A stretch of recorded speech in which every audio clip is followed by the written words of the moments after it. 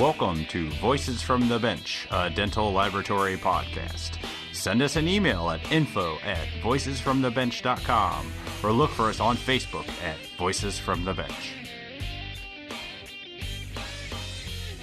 Greetings and welcome to episode 244 of Voices from the Bench. My name is Elvis. My name is Barbara. Don't say still. Short and sweet. No. I had an edge to it, but I liked it. My name is Barbara. Ooh. All right? Don't know why we have to introduce ourselves after all this time. Yeah. I hope you bleep that out. I will, of course. But yes, Good. You know how I roll. I like to say our names because every episode we hope to get somebody new who's going to say, who the hell are these f***ers? And that's well, then I'm glad you told our audience that because they're probably like, my God, why don't they change that intro? Yeah. I don't know if I can. I don't know if I have the ability. So, hey, we're recording this early. We're doing this before Thanksgiving. Well, there's company. Yes, we are. 1 second. Let me grab the dog. One would think you would do that. I was going to grab her before, but I went to go get her, and she was, like, sound asleep. I was like, I'm not going to bother her. And then we're recording this before, and I said, hey, Barb, let's knock out this episode before you get on a plane and go to the Keys. And you told me, you're like, no, I'll bring my computer. And I said, no. I am not going to interrupt your wonderful warm beach holiday. Oh yeah, that's right. Shout out to Joe. Hi Joe from Fans. That was hilarious. He's got me all ready to go in a snow buddy uniform to the Keys, but it is going to happen, Joe, and I will send you photographs. Yes. And I knew you wouldn't find 10 minutes to record. I knew it. I know you wouldn't. And I imagine. Would have. Yeah. For you and for the voices, I would have, but thank you. Honestly, thank you. I appreciate it. I might have been drunk, but you don't know what we had to get at that point. Maybe we should have. Yeah. All right. So even though we're recording this before and it's coming out after, we hope all of our U.S. listeners had a great holiday weekend. You enjoyed your time off, and hopefully you didn't start this Monday with a ton of denture repairs from everyone breaking them while they're eating. Do they celebrate Thanksgiving in Canada? I don't know. Just wondering. Because you said U.S. listeners, so if there's anybody out there in Canada that you do Thanksgiving, shout out. For anyone that just had a day off this week. That's right. So this week we are back in Louisville. Showcasing conversations. Louisville. This week, we're back in Louisville. Showcasing conversations we had while at the Whitmix Digital Forum at the end of last October. He's trying to be serious, but I'm laughing. Yeah. All right, go. You remember warmer days? Well, most of us. Yep. I still have warm days, so. Shut up. Anywho, this collection is a real treat because both contain a past guest from the podcast along with somebody new. First up is one of the first ladies from Ladies of the Mill, Jill Swafford. Jill joins us in her leather pants. Yeah, I was just going to say super cool leather pants, just saying. Along with her first employee ever, Eiron Simmons. Jill updates us on how much she's grown since she was on the podcast and how bringing on Eiron, who came on with zero experience in dental, but with an amazing drive, has helped Jill scale up so she can soon hire her third employee. Yeah, they're pretty spectacular. Yeah. Jill also updates us on some early thoughts for the next Ladies of the Mill Summit, which we're already excited about, and Barb promises to attend. Shout out to Barb. Thank you, I will. Third time's a charm. I hope so. I know so. And then next, I was able to super nerd out. Oh, Lord. Totally. And talk overdentures with past guest Todd Hydock from Zest Dental Solutions. You know, that company that makes the locator? Oh, yeah, we do. Todd was there exhibiting, but he was also putting on a hands-on course with Dr. Michael Scherer. Dr. Scherer talks about his practice, his role with Zest, but the nerd talk starts to get deep when we get into Zest's new fix solution called the Locator Fixed. Todd also talks about Zest's new training facility that opens in early 2023, which sounds super exciting. Oh, yeah. So sit back and get ready for some great conversations that we had at the Whitmix Digital Forum with Jill Swafford, Aaron Simmons, Todd Hydock, and Dr. Michael Scherer. Two dynamic teams have joined forces to rock the intraoral scanning world. Whitmix has added the 3-Shape Trios line of scanners to its line of digital solutions for the dental office. Together, this dynamic duo can get your dentist scanning, providing you the reliable scans you need for your lab work. If you're interested in learning more about helping your dentist, head over to tinyurl.com/WhitmixTrios. That's TRIOS. Again, that's the word tiny, url.com/WhitmixTrios. And as always, we appreciate your support of the podcast, Whitmix.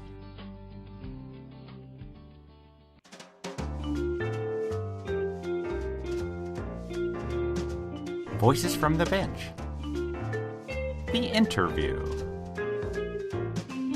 The last guy that used that had a huge head. Yeah, he was massive, it looks like. Yeah. Yeah. It was a ginormous head. There we go. There you go. Both And you just physically can put it and... right. That's the ones you can't release. We are here the last day of Whitmix Digital Forum 2022. We are joined by a good friend, Jill Swafford, speaker. You didn't exhibit here. Did you do a hands-on? Nope. Just spoke? Mm-hmm. And also joining her is her right-hand lady. That's it. Is that a good way of putting it? Yeah, I don't know what I would do without Aaron Simmons. Aaron Simmons. I just don't know what I would do. So Jill, last time we talked to you was right before the second Ladies of the Mill, or the first Ladies of the Mill?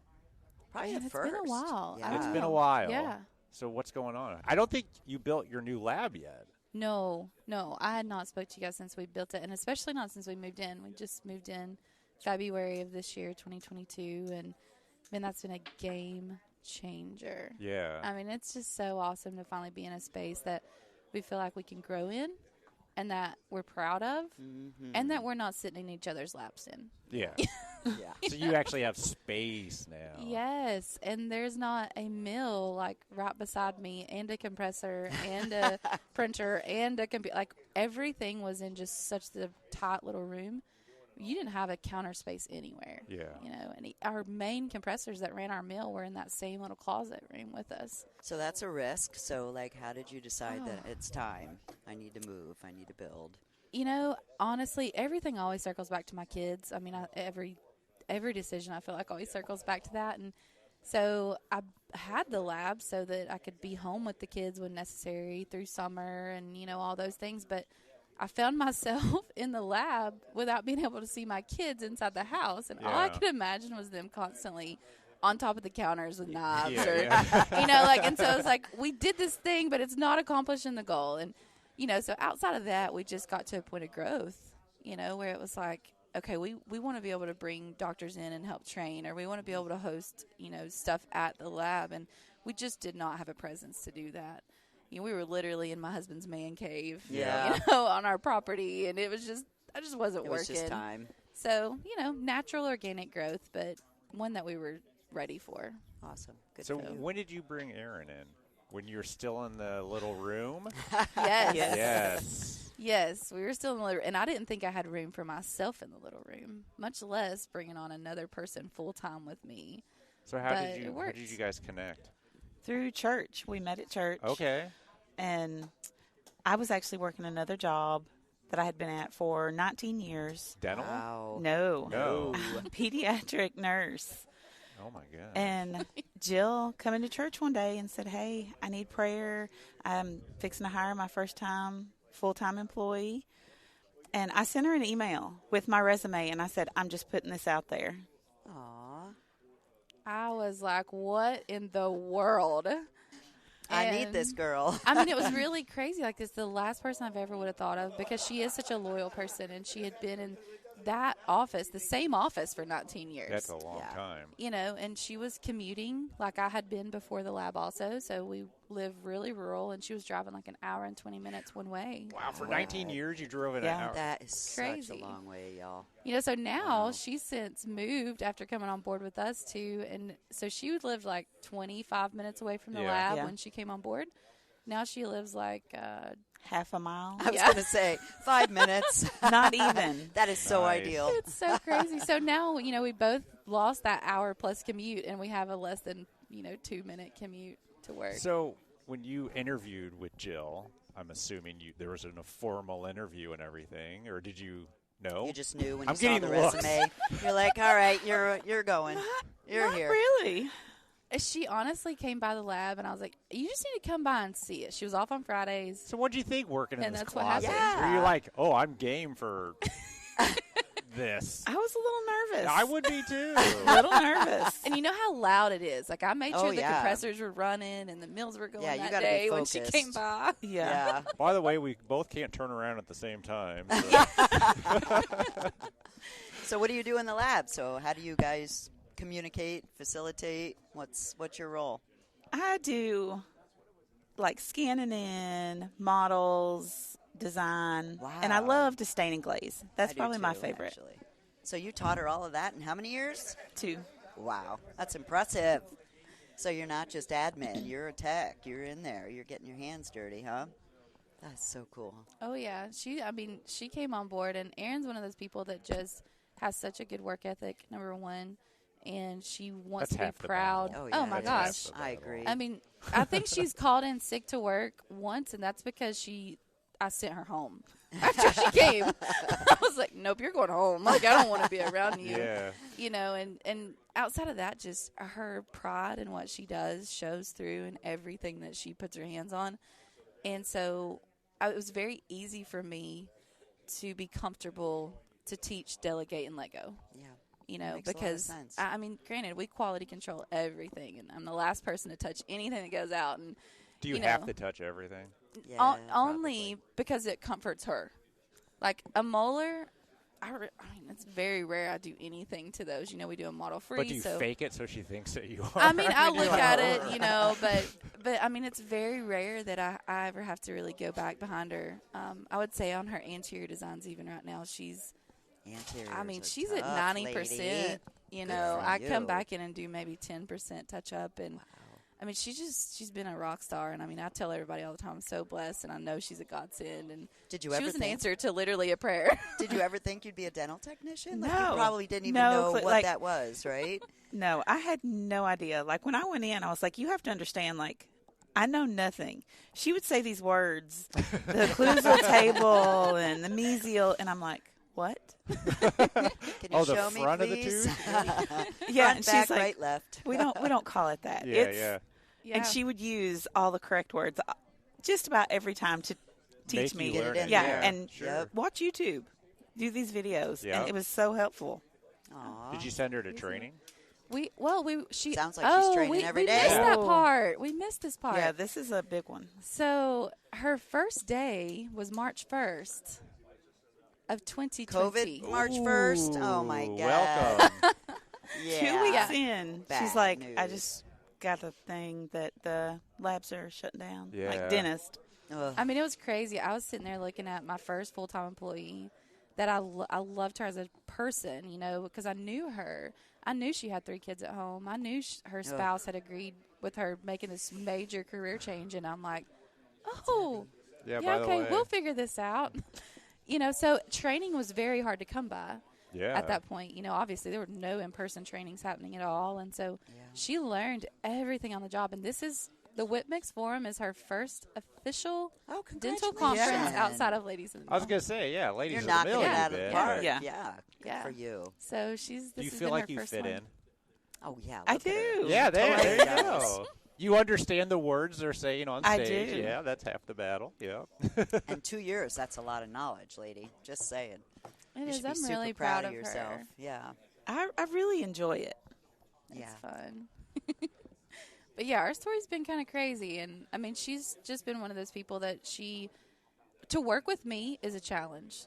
Like, I can imagine. I'll be the first to tell anybody. Why do you say that? Because I am constantly thinking. Yeah. It's never just right now. A personality. It's constant. She's the type of person that you come into work and she's like, hey, why don't you run home and change because we're doing drywall today. That's a true story. That sounds like reality. I was just going to say that's something that happened. It did. I mean, we couldn't finish the lab because we were halfway through building. My husband was my builder. Yeah. And COVID hit. Well, I had no money coming in, so he had to go build for people that would actually pay him. Sure. So we could eat.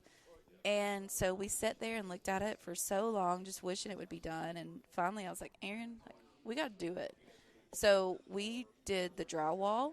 We literally mudded, sanded, taped the drywall in our entire place. And wow. That is so impressive. Job, or does he did he show you how to do it, or did you just Google it? We did Google it, like we YouTubed it. No, we did YouTube it a lot. I mean, I spent so much money at Lowe's buying tools that I will never touch for the rest of my life. That is so But epic. that's how we had to finish. And, so that's why I say it's a challenge to work with me. I mean, you never know. And I'm very much we can figure it out. Like, let's go do this. Let's figure it out. And successful. She just rolls with that. And how, I don't know, but she does amazing at it. That's cool. So I know earlier you did just a lot of single units, a lot of posterior. That was like your bread and butter. But online, I'm seeing you do a lot of full arches. Mm-hmm. I mean, getting to that next step. I mean, that's huge. And I think you're doing this all on your own. Obviously, you're figuring it out. How do you figure it out? Like, do you go to courses? YouTube. Oh, YouTube. Damn, that is so true, though. It's really crazy. Disagree. Like, I think that sometimes when I say that, people very much discredit my ability or, question if I don't respect the industry enough, right? But that's what I had available to me. Yeah. We live super rural. Yeah. Like, I live in the middle of nowhere. And so we use the resources available. And so we grew very organically. Like you said, we started with single posterior units. That was it. And that was it. Like, there were no exceptions to those rules. But, as we grew, we just, we're good with that. Let's do 2 units. Okay, we're good with that. Let's do a bridge. We're good with that. Let's move to the interior, and it's just evolved to this thing now where it's like, if it stays in your mouth, we'll do it. I mean, that's really my answer whenever outside of metal, unless it's milled gold, I'm not touching metal. But let's remind the listeners, you never worked at another lab. No, I never made and that's where most lab owners get their knowledge. They figure out, they learn how to do it, work in another lab, then they go open up their own. They already know how. You don't. No, I had never made a crown 4 years ago, a permanent restoration. I had made temporaries chairside with acrylic, but never a permanent restoration. You come from the clinical assistant, That's so great. Isn't that nuts? You say your rule. How do you get your clients? Instagram. Really? Instagram and Facebook and just, I wouldn't really even say we picked up a lot of clients on like the speaker circuit or anything because my speaker circuit's always been with labs. 2 labs, yeah. So that's not really been it, but just word of mouth and referral and just, awesome. I don't know, we try to do a good job and, try to treat people right. Still just you two? We have one part-time employee that works with us a couple of days a week after school, so she's actually a high school student that we're training up, and then we have another part-time. Into the life of I know, right? That's where we all learned That's it. where we got to get them early. I know. You got I know. But we have another part-time that starts with us November 1st, and she'll be working 2 full days a week in the lab with us.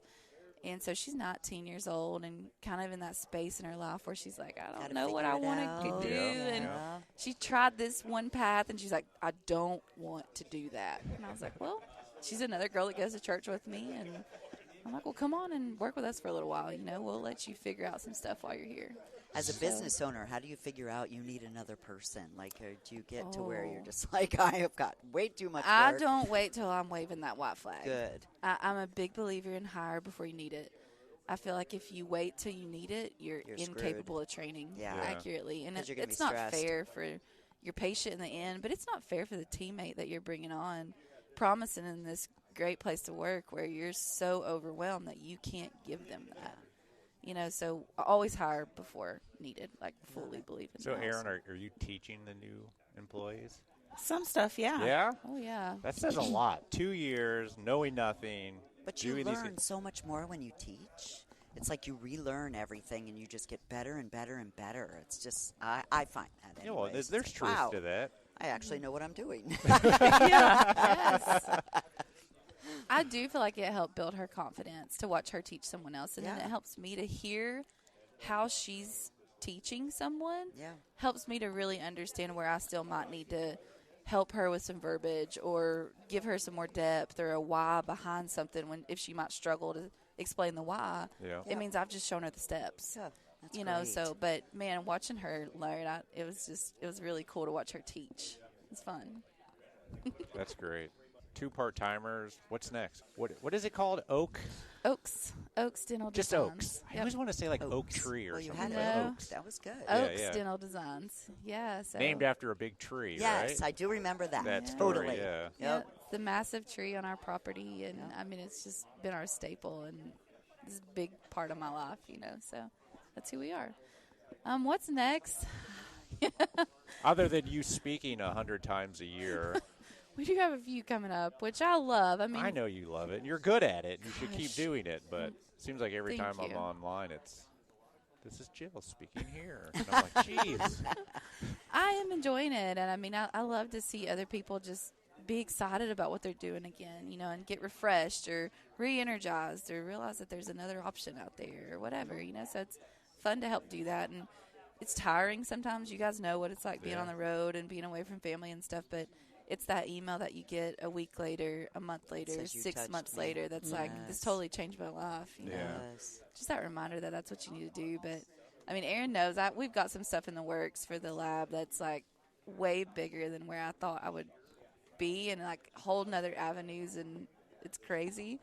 But we're still kind of where we can't talk about it yet. But Oh, come I know. on. I- That's we all really right. are, but- That's all right. Yeah. but it's We'll something bring you I'm back on. really, really excited about. Well, when you do it, 100%. let's come back on and talk about all the exciting 100%. things. And So yeah. So when Super is fun. Ladies of the Mill next year? So always 'Cause I'm the gonna go. third. Yes. Yeah, I come know. on. Yes, Are you you? have to come. know. Are you? So Yes. it'll always be the third weekend in July. So we Okay. always try to So I'm keep it not that going same on weekend. vacation. put it on your I calendar will. right now. I'm telling you. Booked. I'm such a loser. But we don't know where it You is. are not. Right? Not yet. No. Bum, bum, bum. Dun dun dun dun. Not Yeah. yet, but we've given On an ourselves to island December somewhere? 1st. Bahamas is one Yeah. place we're thinking. Yeah. Fiji. Fiji. you know. Yeah. That just- would be kind of cool. Just saying Hawaii. Hey, that's the bucket list one. You Like know. I'm thinking like our 5-year 5-year anniversary, like the 5-year Ladies of anniversary the of Mill Ladies of the cruise. Mill. A cruise. That's Lady of the kinda Mill cool. cruise. We got There a you lot go. of things Kid that Rock we're did that, and it was super awesome. thinking Kid about. Rock did a Ladies of the Mill cruise? No, he didn't. Oh, Weren't you there? Yes. apparently I did. I missed that show. That's why we weren't in Chicago this year. Christy and I both, we really want our 5-year to be just something really cool. It should and be, so too, we do yes. have, seriously, we're talking about Caribbean or something, and just how fun it would be to just do something different. It's amazing that you can be on year 3 already talking about what are you going to do for 5. I mean, that just says a She lot. said on- she's a thinker. Yeah. She's I mean, way ahead of herself, which is important. most Visionary. shows these days are just trying to make it to the next year. Yeah. Yeah. And you guys are like, nah, what are we going to do in the decade? Yeah, it's Yeah, it's crazy. awesome.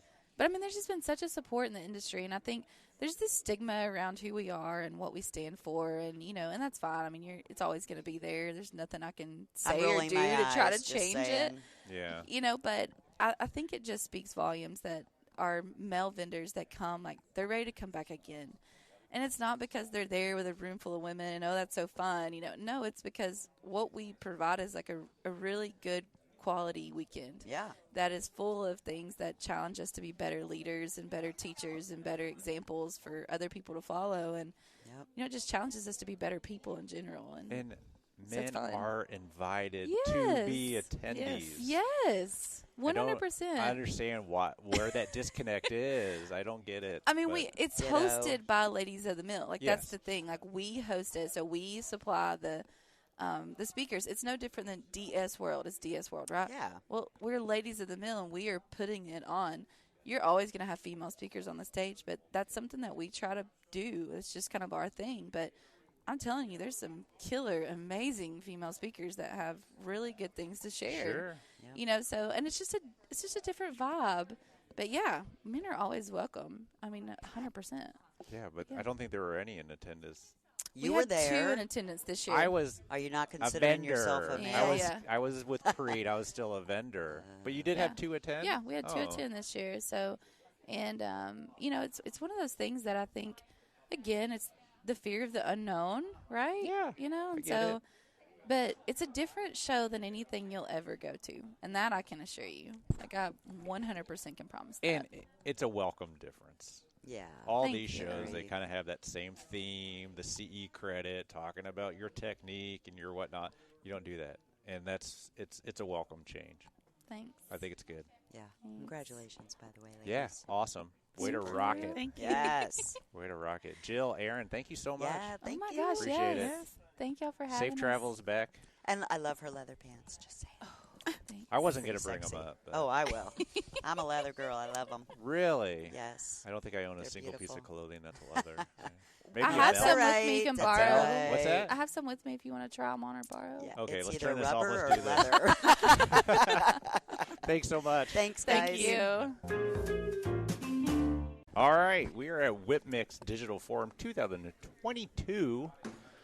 What's it, Saturday? 2022. Saturday morning. Yes. We are joined by Todd Hydock. Hi. Hi. Zest. It's back. Let's see. What did we figure out? Episode 70. 70, yeah. That's That was a nuts. long time It's a ago. very long time ago. You got to get back on. And we did that from the phone. We were I know. remote. Yeah. This is much This better. is totally better.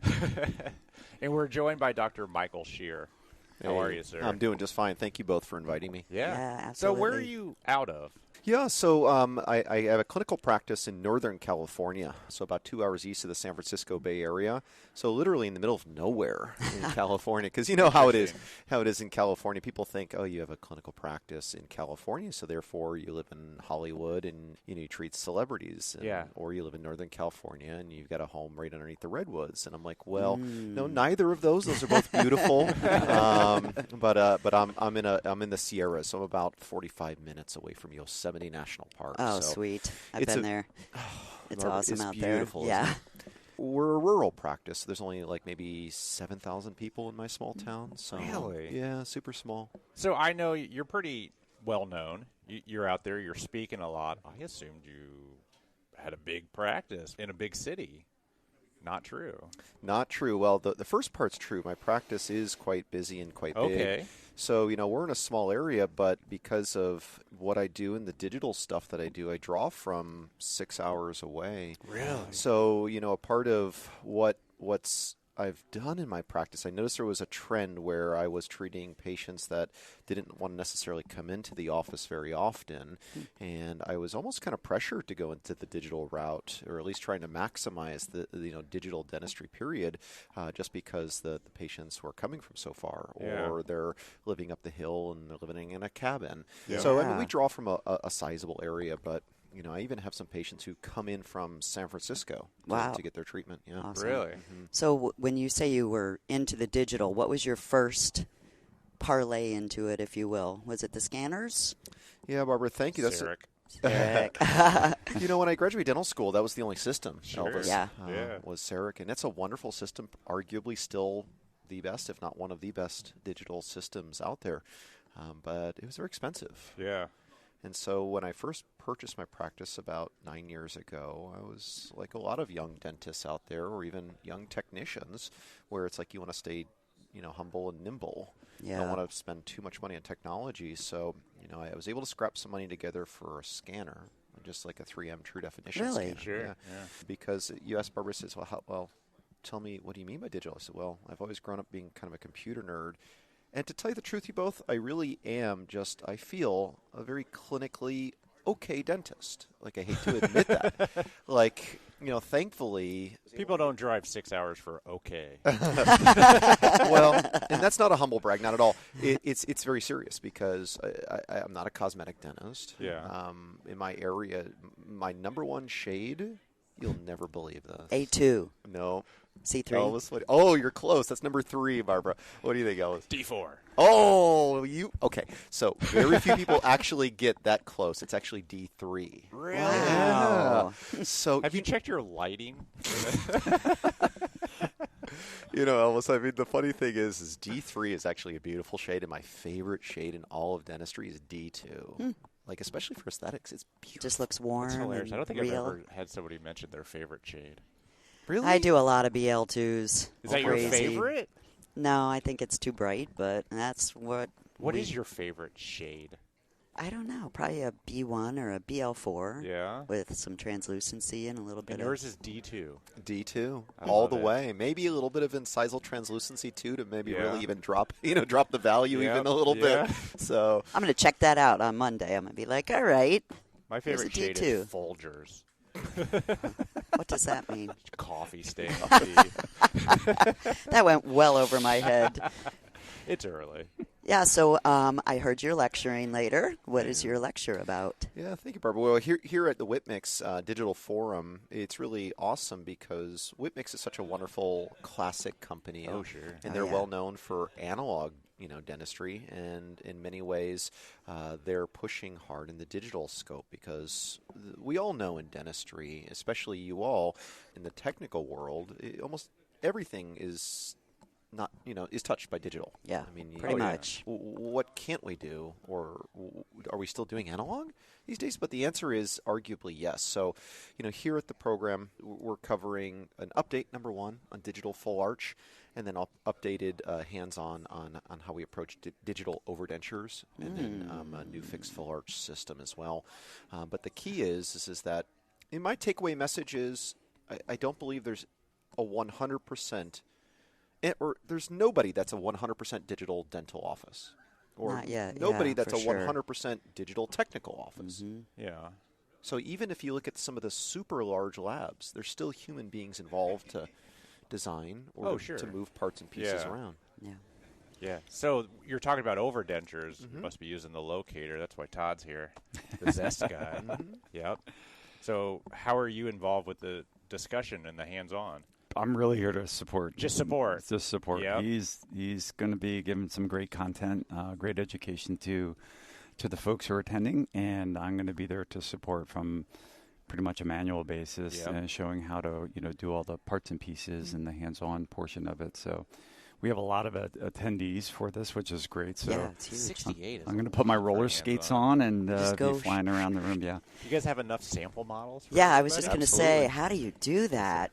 Do you get the models prepared, or do you send them off, or what? How do you put it together? A 68-person Barbara, hands-on course. It's crazy. great question. I'm really blessed, with my position at Zest, and then also my team at Zest, that they can really move mountains. And, the education of what Zest brings to the table is amazing. So in addition to that, I also help because in my dental practice, I have a full lab. I have a lab technician that works side by side with me in my practice.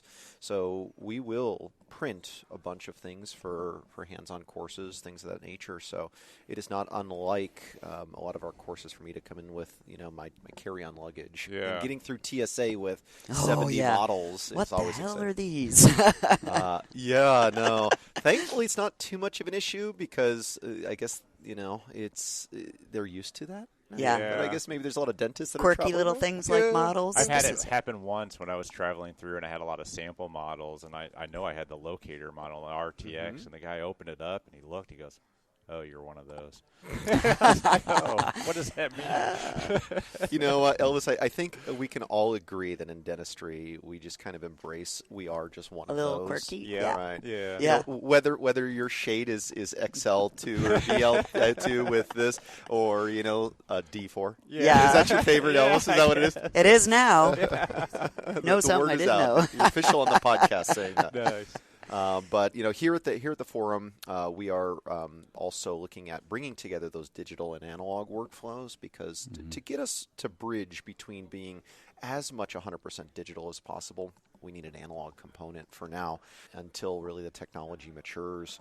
And when we're talking specifically about full arch cases and overdentures, you really can't border mold with a digital scanner. No. And so you do need PVS really for that. However, when we start talking full arch fixed, which you would think it would be harder to do with technology, it's actually easier to do with optical scanning, photogrammetry, things of those natures. So what we've done at Zest is we've brought out also a new concept called the locator fixed, Yes. which is taking the original locator abutment and now allowing you to go ahead and do a fixed bridge on it. But the reason why I bring that up, too, is because it uses the same clinical and technician workflows as the original locator system. Wow. It just now allows you to do fixed just by changing the housing. I mean, it doesn't look different, right? I mean, really all you're doing is changing that insert.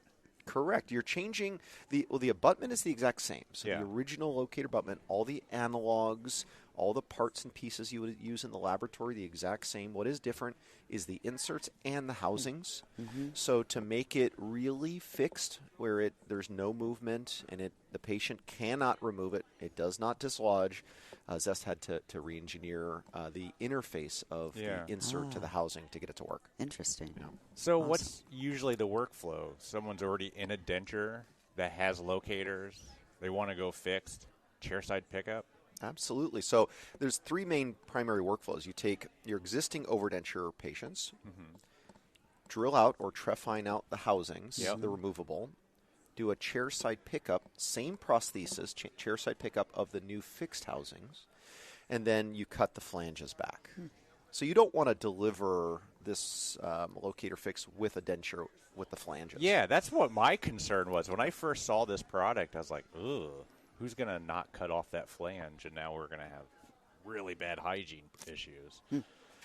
So it is definitely only indicated for fix. So you want to design your prosthetics, and for your technicians, tuning into this program, you want to design your prosthetics fairly equivalent or identical to what you would do for all on X. Sure. Yeah. Interesting. So convex surfaces as much as possible Yeah, to help absolutely. help with food displacement. Elvis is an implant guy, obviously. So He knows a little bit more how about does it than the I do. locator get into the digital workflow? As far as I know, you have those little caps that you can scan, but all that does is give you a recess area. Is there any more that we can do to get locator into the overdenture, into the digital workflow? Yeah, absolutely. So currently, the locator scan bodies create the recess, the That's space. all it does, to do the chairside pickup. However, we are actively in development working with all the companies to create a true scan body alignment workflow. And it's a little bit more challenging just because most scan body workflows rely upon having to do a screw retain restoration in the softwares. So it's asking these companies to reprogram their software. Think differently. So it's taking some time, but it is active development right now for sure. Are we going to be looking at a custom locator at any point, or are we going to stay with the stock cuff heights? Cuff heights, look at you. Yeah. It kind of sounds like something that we would talk about here at the Kentucky Derby. I mean, with those fancy hats. And stuff. Those are cuff links. The reason why, and this is a question. There's two questions that Zest gets asked on a regular basis. Is why don't you have an angled locator, and why don't you have a custom locator? And the real succinct answer to that is because you don't need it. True. So Zest keeps things simple. The locator abutment is one piece because that's just easy to place. When you have angled components, then you have to have different positions, and then it's hard to line up the angles. And then on top of it, when a locator abutment loses the little retentive parts of the geometry of the locator abutment, you lose a lot of your retention and stability. So by doing a custom locator, there's no such thing as a custom locator. Sure. It doesn't exist. So there's people that make copycats of it, but it doesn't function like a real locator. So the answer to that is that when you change the angle at the housing, that's the answer. So if you have your traditional locator abutments, you can angle correct up to 20 degrees with your standard inserts, or up to 40 degrees with your extended range. So then if you have cases that are beyond 40 range, and you say, well, oh gosh, what should I do? There's the locator RTX, which you can correct up to 60 degrees of angle correction. And if you need more than 60 degrees of angle correction, you need to be doing something completely different. In those situations, maybe consider like a bar overdenture. Sure. Of course. Interesting. But you can still put locators on. You can. Yeah. So I've got a question for you, Todd. You were talking about your new education center that you guys are building. Can you kind of tell us a little bit about that? Where is it? When is it? So we've been doing a lot of education out of Las Vegas, and to the point where we decided to build a facility of our own, which will be opening up in the beginning of next year. Awesome. So we are pretty much trying to meet the demand of the education that's being asked from the dental community for implant overdentures, full arch, fixed restorations. So next year, we pretty much have every weekend booked. Wow. In the Already? facility. So it's clinical, Well, when I say correct? booked on the calendar, so not booked by attendees. But still. And Dr. Scherer has been pretty instrumental with that and his team to get that off the ground. And I really feel it's just going to be a game changer for us as well as the dental community, because that's what everybody's looking for. They're looking for different types of education. And we have an amazing group of KOLs and various other speakers that are going to help support these education events. So is it mostly clinical? So is it geared toward dentists? Geared towards dentists. We do still also have a fair amount of dental technicians that will can join the dentist be a part or of that go, as well, because they want to learn. Yeah. They want to learn more of the clinical side of it as well, because that's going to help them on the technical side. Big time. And what the expectations are. Awesome. Will you be teaching how to do a chairside pickup? Yes. Good, because that's what you run into it all the time. Dentists don't want to do it. They're scared of it. They don't want to touch it. You ask them to do it, and they give you a look like you've just asked them to. We always teach the chair side. Even when clinicians are utilizing laboratories where they feel that they're getting reproducible results with their records and having the lab, process it for them, they still also want to learn and should learn how to do a chair side just in case. Yeah. So So is it like a live patient on some of it, or how do you even? Oh, we do it on models. Okay. Yeah. Awesome. Dr. Scherer, does your lab tech have to make all the models for these courses? He's going to be kept quite busy. Yeah. No, Does he just roll his eyes when you hear about another course? Like, ugh. Gosh, it's interesting, Elvis, because he's in quasi-retirement mode. So he's been 40 years on the bench, CDT, and I'm a big fan of CDT. And when he came to my practice, he doesn't really know the difference between the left and right mouse click button. Yeah. Man, that guy can wax up a denture. Like, whoa, it is really good. So it's been fun to help him along the journey, because we even do a lot of zirconia in our practice. Both on traditional screw retain and also on the new locator fixed. And he does not know how to use porcelain until he came to my practice. And then he and I sat side by side just learning how to stack porcelain. And, that's awesome. And do Mio. I love Mio. That's what I use. Fabulous. Oh, yeah. My God. I agree. And I mean, it even takes, like I mentioned earlier, just an okay dentist like me. And these restorations look good. Yeah. But wait a minute. You said the locator fix can be done on zirconia? Absolutely. Oh. So the locator fix system, it's not saying change anything. All it's saying is that you're going to use the locator abutment with a new housing. Everything else is the same from the technical world. So you can use monolithic zirconia. You can use stacked zirconia. You can do cobalt chrome with denture teeth. You can do cobalt chrome with milled teeth. You can do Ivotion style prosthetics. You can do 3D printed prosthetics on Lucitone, Flexera, Nextdent. Wow. You name it. What Zest does, what I've done in senior education is, from the technical world, we want to be able to empower technicians to put their aesthetic stamp on things and your mark. I love that. So what it comes signature. down, the signature. Yep. That's exactly right, Barbara. So long story short, if a technician wants to do zirconia and do something unique, or a polymer-based restoration with zirconia, or titanium with the sleeves, you can do that with locator fixed. So is it just cement on the housing? Exactly. So you can process it. You mentioned the trouble is just learning how to process chairside. Trust me, I know. We have a lot of dentists that we've spent years educating how to pick up chairside. Locator fixed, you can also pick up chairside. Yeah. But then also, if you and the technician feel you'd like to work on a model, you can certainly work on a model as well. Yeah. But that housing is just cemented in. Correct. So, I typically recommend with zirconia that you use a resin-based cement. Yeah. Sandblasted, metal primer, zirconia primer. Use whatever materials you like, and then adapt it to locator fixed. Now, when you're doing denture teeth or PMMA or titanium, you want to sandblast those surfaces. Yep. You can use a metal primer, sure, but you don't have to. Just sandblast it, and then you can pick up using a chairside attachment processing material. Are the housings for the fix bigger than the traditional housing? Is there more surface area for the cement to grab onto, or? Yeah, Elvis, that's a great question, too. So the size is about the same, so maybe about 1/10 of a millimeter different. Bigger? It's the geometry on the exterior surface. Okay. So you mentioned that how is it going to retain in there? The original locator housing is kind of smooth, is not very grabby for fixed restorations. So a part of the redesign, too, of the housing was to make it more retentive. Yep. And bigger undercuts and kind of a sharper surface. Sure, so that way the cement will hold. Nice. Yep. Nice. And what color is this new insert? It's a good gold color. Gold. So you're running out of colors. I know. It has a nice gold hue about it, but also then you can differentiate between the other the other parts. I would hate to do a removable denture and accidentally slip in the gold and be like, you're going to wear this for a while. So how do patients remove it? How does it come out? We have an insertion and removal tool. Okay. Similar to the one for the FTX? So it's a redesigned version of that. Yeah. So it look like a kind of almost like a crown remover type of device, but with two different tips. One tip is to help place and do the final insertion of the prosthesis, and the other one is like a braided wire loop.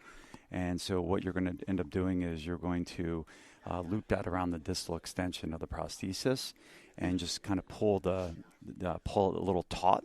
And then when you squeeze the handle a couple times, it's going to give enough force at that specific unit to disengage the insert from the abutment. And then you work your way around the prosthesis and to remove it at each unit. The great thing about it is it takes about 10, maybe 15 seconds to remove the prosthesis from the patient's mouth.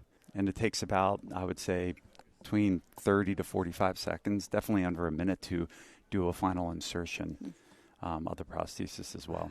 Once you take it out, can you reuse those same inserts and put it back, or do you have to replace them? So you would replace them. So, like, after you remove it once, you kind of mess with the retention? Yes. So the logic behind it is once you remove it, you just want a fresh new insert because of what we're asking that insert to do as a fixed restoration. Makes sense. Even the ones at the table, we had the one model here, and we took it on and off like 20 times, but still, once we finally seat it, and I give it to that's this one right one of here, the clinicians, yes. Yeah, I remember I was pulling on this thing yesterday. This thing's not coming in. Yeah. You know how strong I am, right? There it goes. Oh, there they are. But these are green. Yes. Those are so the colors are different of the new inserts versus the colors of the locator removable inserts. The housing is gold. The housing inserts are green, tan, and blue. Yeah. So there's different locator fixed insert retention levels? Am I understanding that right? The answer to that is historically Zest has always been known for locator of having light, medium, and heavy. Absolutely, yeah. And with locator fixed, it's not that way. It's not just a retentive value of the pull strength. It's how the insert is really fitting to the housings itself. So what we're saying is there are 4 implant cases, which is the green inserts. So if you're doing an all-on-4 or all-on-X with 4 implants, it's green. And then if you're doing 5 or more, you're going to use tans and blues. Interesting. So it's a little different thinking, but yes, you could make an argument, is it retention strength? Not really, but that's a fair analogy of what it is. Yeah, because you have more implants, you kind of want a little bit lesser retention because you got so much. Am I understanding that right? That's a good way to think about it. As mentioned, it's the engineering of how the actual insert to housing interface joins together. Yep. So if you made them incredibly tight, strong, not any sort of interface gap junction, whatever, you're not going to be able to get the thing off. Yeah. Ever. So the prosthesis is funny. It's a bit of a paradigm shift with full arch because it's actually easy to insert, but hard to remove. So without the tool. So if you use the tool, it's easy to remove, but patients can't remove them. So, and it's fair to seem skeptical of it, but this is a product that we've already had in the clinical space now for about almost a year. So I've treated a number of patients. We have some of our insiders and our key opinion leaders that have treated 10, 15 arches each. And we have yet to have a single issue with a patient prematurely dislodging it. So the reality is that the performance is extremely, extremely positive. So, and that's one of those things because the natural inclination is to say, it's a snap-on. So what happens if the patient goes down and they go have some ribs and bite down hard on something? Is it going to pop off? And the answer is we have not seen that. Yeah. Excellent. Well, what I love about it is you already have so many patients with locators. I mean, it's like 90% overdentures is locator, let's be honest. Now they have an easy option without a whole lot of multi-units and changing things. And, I mean, you're already easily converting patients, and there's no screw access holes. That's huge. You know, Elvis, I'll put it to you this way. I've got a fever, and the only prescription is more... not cowbells, overdentures. So I'm definitely Christopher Walken of the overdenture world. I love it. So, I mean, overdentures, here's the thing is sometimes, especially in dentistry, we tend to get really wrapped up in the super fancy side of it. That's why a little bit of tongue-in-cheek earlier talking about, shades. My practice is very, very blue-collar, older practice, and I've got a lot of patients that can't necessarily afford $30,000 an arch. Yeah. And like you're saying, we also want to empower clinicians that have their signatures or want to put their signature on things. So if we have a clinician that wants to do a super high-end on locator fixed, you can. Ideally it's meant also for those clinicians that have the patients that say, well, I can't reach 30,000, but maybe I can do 12 to 14,000. But are saying no to implants because they don't want a denture. Yeah. They don't want to snap it on, snap it off, and for everybody it's definitely a mentality that they want it fixed. Correct. I mean, I don't want to take it out, and I don't want it in the glass like Grandpa. Yeah. Exactly. Yeah. And that's a real thing. Like, I've got some patients who actually have said, oh, my God, I went to Grandmama's house, and I saw her teeth in a jar on the nightstand, and it freaked them out. Yeah. Forever. It freaks me out a little bit, too, and I'm in it all the time. I mean, let's be honest. Hold on. Let me put my teeth back in. Please. I don't know if you guys see it, too, but in the clinical space, my favorite is when the patient comes in, and I say, well, where's your lower? And, it's in their pocket. Yeah, you guys ever that really happens. No, but I'm talking about literally, like, I'm like, did you bring your denture with you? And they go, oh, hold on, doc. They're checking their pocket. Okay, and for folks listening on the podcast, I'm like diving into my pocket right now. Yeah. And then they're like, oh, wait, no, it's not in that pocket. And then they find it. It's in their shirt pocket. But then they pull out their phone. And then they pull out their keys. And then their denture is in there. And then they just go, and then they pop it in. Blow off the lens. Stick it in. That's exactly how it happens. That's really a thing. Yeah. That's scary. Can you do these on the traditional lower 2 locators? It's minimum of 4. Gotta have 4. Yeah. Because you're looking for that cross-arch stabilization. Okay, so toss in 2 more implants and you're good to go. That's why it's important that when we educate the clinicians about just doing 2 implant or they're thinking about 3 implant locator cases is if you know in the future that you could potentially do more for that patient, you should place 2 but plan for 4. Yeah. So the spacing is going to be ideal. So Dr. Scherer has been really big on that in the education about making sure that you're going to put those 2 in there. Don't just put them in a certain way just for 2 implant restoration. Plan it so you can get 2 more in there later on in the future. Because your AP spread and everything still holds true for this as also. So correct. Everything, yes. Just like Dr. Scherer mentioned, is everything that you think about with traditional screw retain fixed full arch. All the principles and everything still remain the same, from your AP spread to the expectation of the different materials that you're using. The only difference here is that you're using locator that everyone's familiar with a different type of housing that and insert that allow it to be fixed. So just imagine just what everybody knows without any screws and without any access holes. And Elvis, to take that even just a step further, because I know it's the natural reaction to think, well, is this going to replace my screw retain cases? And what I love to do in my lab industry or in my lab practice? And the answer is no. The intention is not to take a single patient out of screw retained. Because you asked about AP spread. One of the limitations of locator fixed is you can't go beyond 1-to-1 AP spread. Really? So it's recommended not to go beyond 1-to-1. And in some patients that are bruxers, you want to limit that to a half times AP spread. So if you get a case in your laboratory and it's all implants in the front and the patient wants 4 posterior teeth because, doctor, I paid for 4 back teeth. I'm paying you all this money. And so in those cases, you got to use screw retain. But this is really ideally meant to be that middle ground option for clinicians and technicians who just say, well, I can put in a short little implant in the molar position and maybe 2 or 3 in the anterior. I've got a 5 implant, maybe overdenture, but now I can do a fixed restoration on that same locator, but more importantly, in the same prosthetic space that you can do your overdenture cases, which is 9 to 11 millimeters from the top of the implant. So, if you have a tight prosthetic space with screw retain and a long cantilever, it's going to be a riskier case for either screw retainer locator fixed.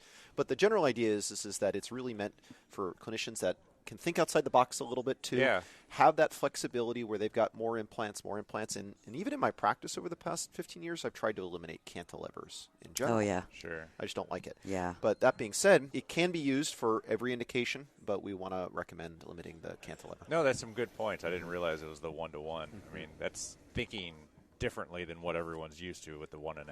And can you do these with immediate load? Can you do the multi-unit and then that locator that goes on the multi-unit and have the patient walk out day of surgery with this? Definitely. Because I would think that conversion of that denture would be easier because you're not dealing with the screw access hole. You're not dealing with picking up cylinders. Right. You're just picking up a housing. Yeah, the pickup is going to be definitely easier chair side. But you can do it with immediate function as long as you're following the same principles that you would with any other case that applies to minimum of 4 implants. Your torque value of the implants is where you want it to be. Soft diet, all that. Yeah, I love it. Yeah. Any difference of vertical clearance less than what you would need with a traditional screw-retained hybrid or anything? Yeah, absolutely. So what's interesting about the locator fixed is you can do a fixed restoration in the same space that you can do a locator overdenture. So what is that, like 9 to 10 millimeters or something? Exactly. So 9 to 10, 9 to 11 millimeters is the general recommendation for a locator overdenture. You can do a fixed restoration in that same prosthetic space. And That's pretty cool. The reason is, too, is this is without the screw channels and with the thickness of the restoration and kind of that minimizing that crack area, which usually starts at the screw channel, you can restore that fixed restoration. Yeah, what do they recommend for a screw-retain hybrid, like 15? Yep, 15 to 18. That's a big difference. Well, think about it. In your lab worlds, how many doctors actually give you 15 to 18 millimeters? Yeah, that's a fair amount, right? I know one guy. Yeah. So that's the world that we live in, for sure. That's awesome. Well, thanks so much for joining us. This is great. Elvis is geeking out. I am I'm sitting over here. He's an implant guy. And I'm just I'm enjoying it, though. Thank you. Yeah, thank you so much, Todd, Dr. Scherer. Fantastic. Thank you so much. Appreciate it. Good luck today. Great. Yeah. Thank you. Great course. It was good to meet you. Yep. And I appreciate it, too, as well. You both are amazing and enjoy listening to the podcast. Oh, thank you. Awesome. Appreciate Thank that. you. At least one doctor does. Thanks, guys. Have a good one. All right, thank you. Take care. A huge thanks to Jill, Eiron, Todd, and Dr. Scherer for sitting down with us at the Whitmix Digital Forum. I mean, Elvis and I had such a good trip. Even though you were there earlier than you said you were going to go, we had some really, really great conversations. But talking to Jill and Eiron and hearing about their success running a lab in the middle of nowhere is super crazy. And my only regret is that we didn't get you in those leather pants. Elvis. Well, you would have looked good in them. I probably would have. I'm not going to lie. I have good calves. And I got to say, as you know, implants is not my strongest specialty, but it was great learning all about the clinical side of the overdenture attachments. And it's exciting to talk to some people that have experience using the new locator fixed attachments. So no more screw access hole, no more screw Did I just say asses? Yes. So no more screw access holes is super exciting. So thanks again, everyone. And we are all really excited for next year's forum. And Elvis and I will be there, and I'll be there a day early so that I get the conversations as well as you. Because I love the Whitmix Forum. Oh, my God. The Whitmix Forum's amazing. Awesome, everybody. We appreciate it, and we will talk to you next week. Have a good one. I said it before you can. Back to the lead. Bye.